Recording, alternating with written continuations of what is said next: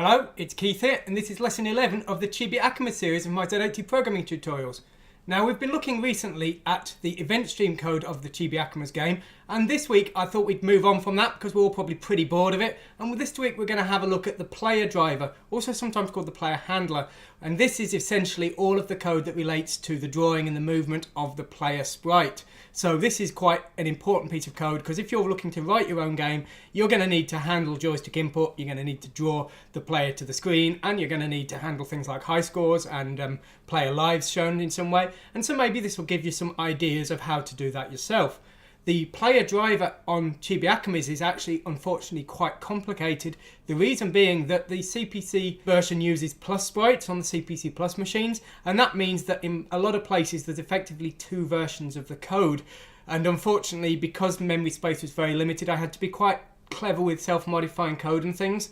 This got even worse with episode 2 because there's a secret feature that you may not know in the game. The game looks like a left-right shooting game where you can only shoot left or right. You can actually shoot in all 4 directions, and I use a 2-fire method that I call shoot and hold, where you can press one fire button and you will fire in whatever direction you press, and then you can press the other fire button and you will keep firing in that previous direction. So it uses 2 fire buttons to kind of simulate a rotary fire method.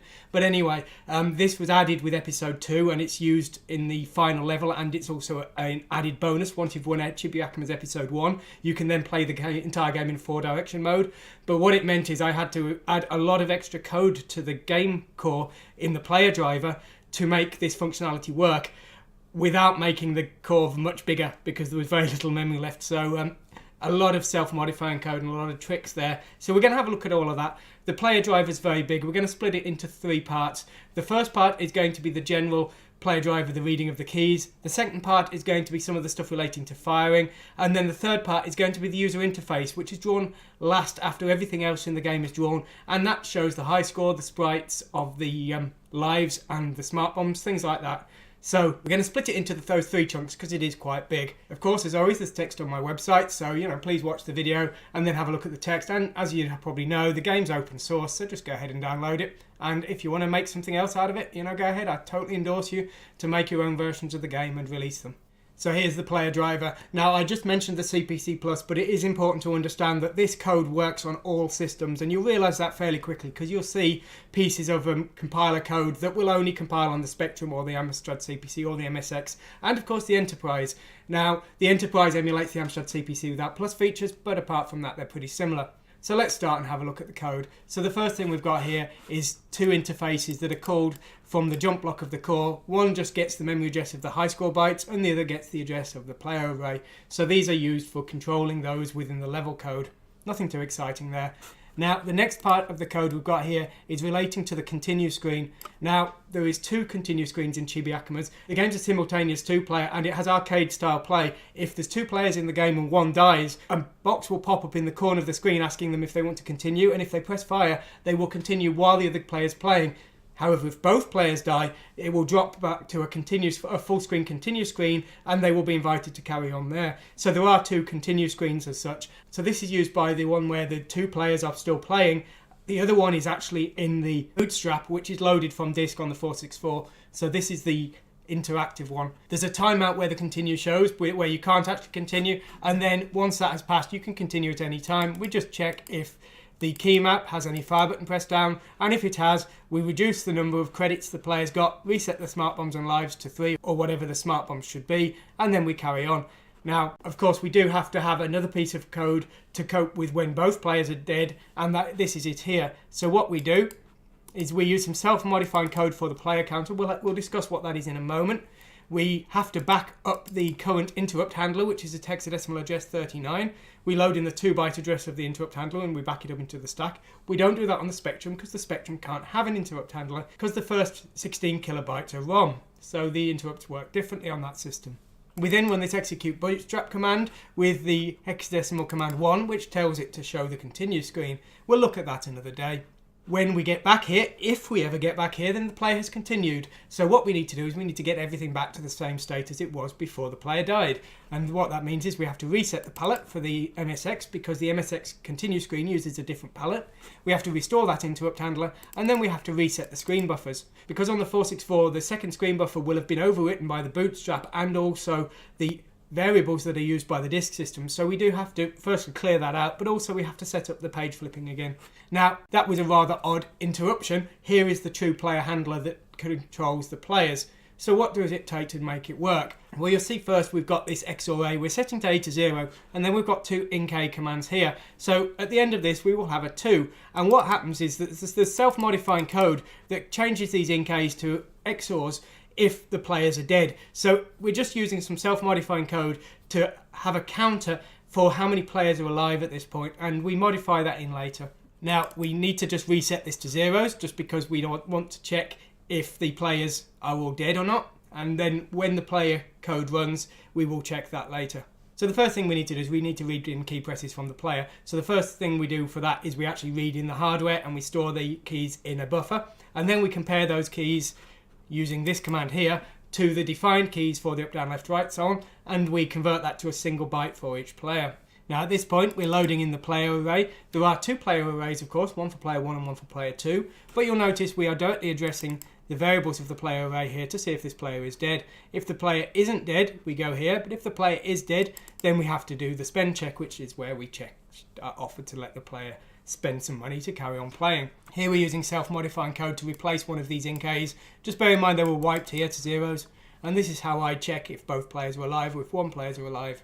Now there's something you're going to see quite a lot here. We've got the definition of player sprite pos, and we've got two bank definitions here.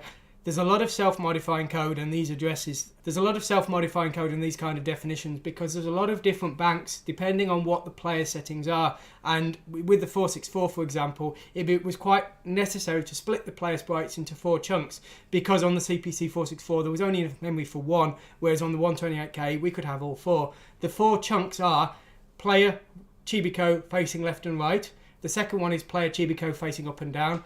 The third one is Botchan facing left and right, and the fourth is Botchan facing up and down. So on a 464 system, you won't ever be able to make the player look upwards when shooting upwards, and if you play in 2-player, you will have 2 Chibicos. But on the more advanced systems, we will have all 4 banks of sprites. So that was something that was in there, and it was a real pain, and it's one of the reasons I often complain about the 464.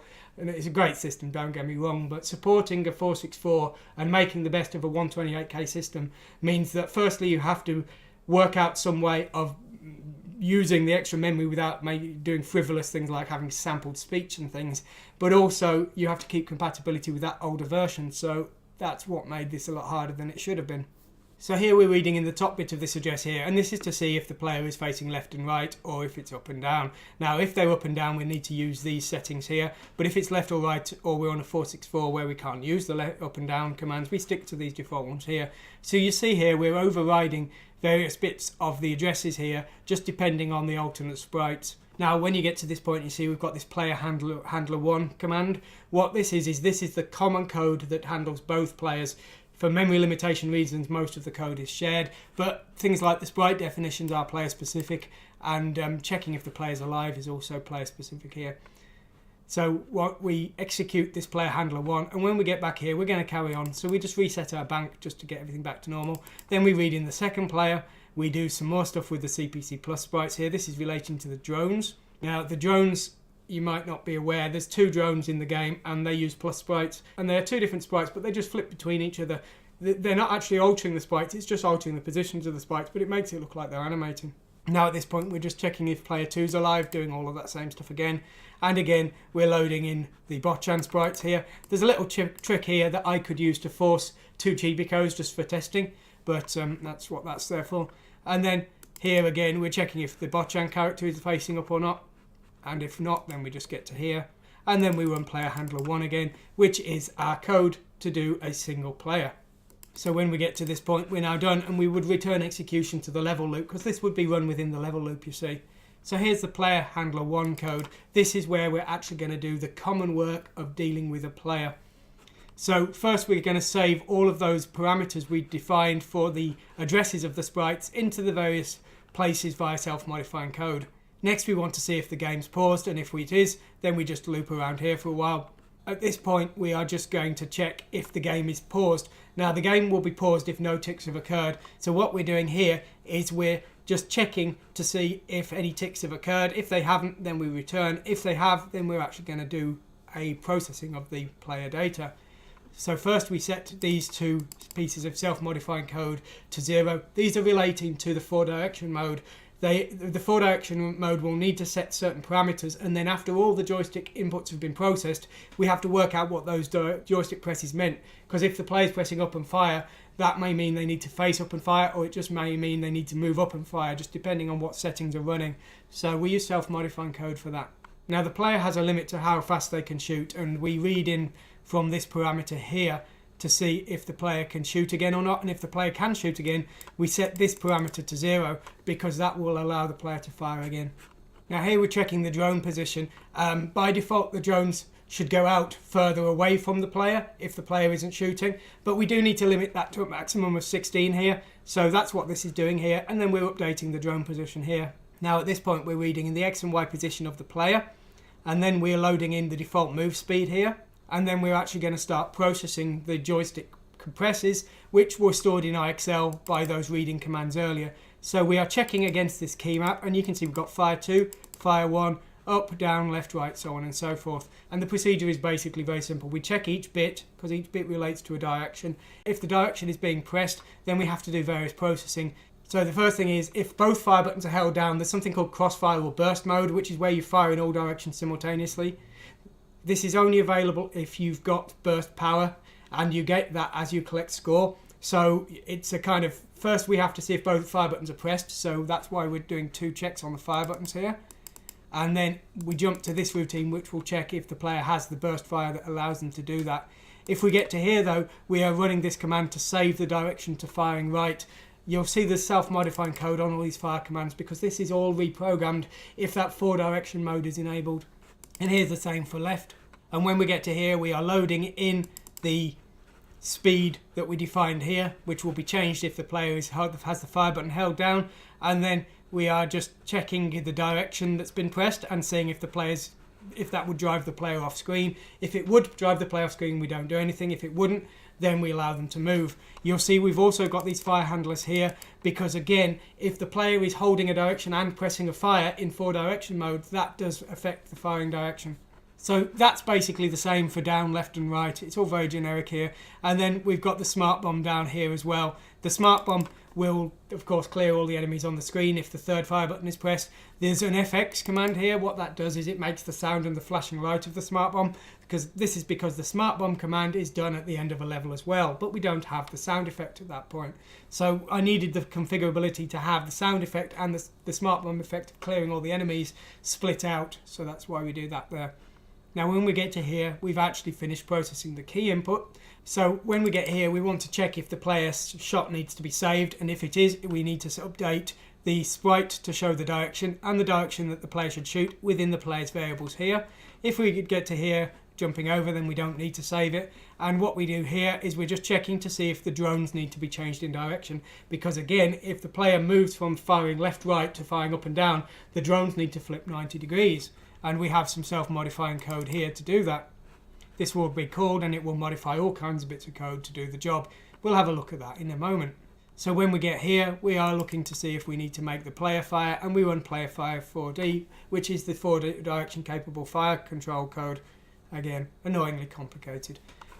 So now what we're going to do is we're going to start handling the sprites. So you can see here we're loading in the sprite bank here, and we are setting that to the current memory bank. Now, of course, the core is in the memory range 0 to 4000.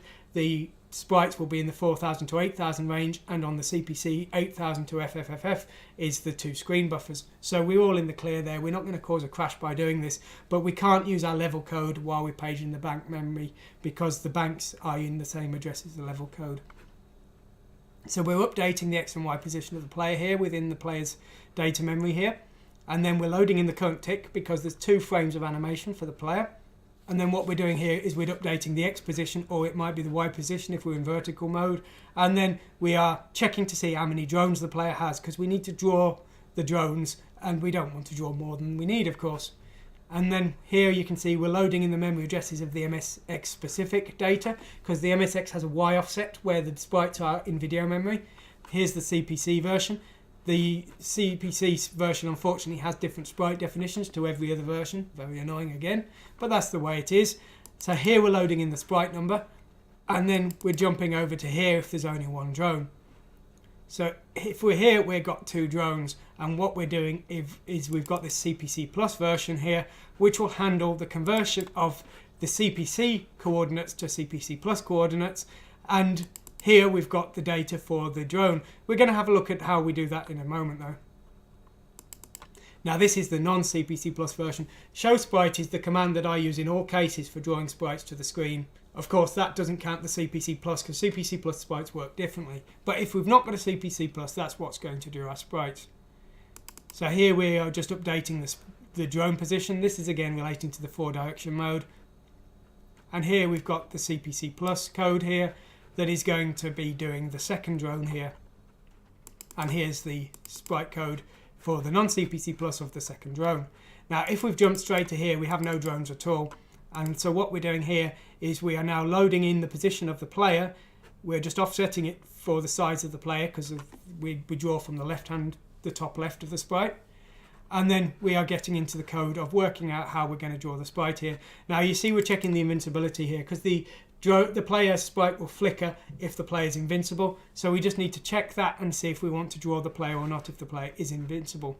Now you'll see here that we are doing the CPC Plus version here again. We check the CPC Plus version by reading this byte here, and if the bottom bit is 1 then it's the CPC Plus. Now here we are loading in the data for the CPC Plus sprites, and then we are using the set sprite command, which we'll look at later. And we're actually going to cover these plus sprite routines in my regular tutorials as well, ironically. We have to do this 4 times because the player sprite is made up of 4 separate sprites because each sprite's 16 by 16 and the player's 32 by 32. Now if we've got here, then the player isn't invincible, so we need to draw the player's sprites. So here we're getting the sprite number from the player's data here, and we're just stripping off the bottom bits because the top bit has an alternate meaning there. We're then storing that as the sprite number here. We're then just checking we've not got a CPC Plus because again the sprite code is different for the CPC Plus. If we're in this routine, we are using a CPC Plus. Now the CPC Plus has this high-speed flicker option that allows the screen to flicker very quickly, but again we're using some self-modifying code for that. If we're going to flicker, we're modifying these variables in here. That's actually done during the interrupt routine because it's very, very fast flickering there. Now when it comes to the CPC Plus sprites, there's 4 plus sprites for every 1 regular sprite. We're doubling the sprite number twice to get a multiple of 4 so that we have the correct plus sprite compared to the correct regular sprite here. And then we're just converting the CPC location to a CPC Plus location here because the coordinate systems are different. And then we are just checking if either player is invincible. The reason we're doing this is when there's 2 players in the game, we update the sprites more slowly. The CPC Plus sprites are very big. There's 128 bytes that need to be written to 256 memory addresses for each of the 4 sprites that make up the player. So when there's 2 players in the game, I update them half as often. But if the player is invincible, then we can update them more quickly. So that's why we're doing that. So here's the 4 plus set sprite routines that will handle the rendering of each player. So what we do here is we just draw the top left hand one, and then we move along to the right, draw the second one, move back to the left and move down, and then draw the bottom right hand corner here.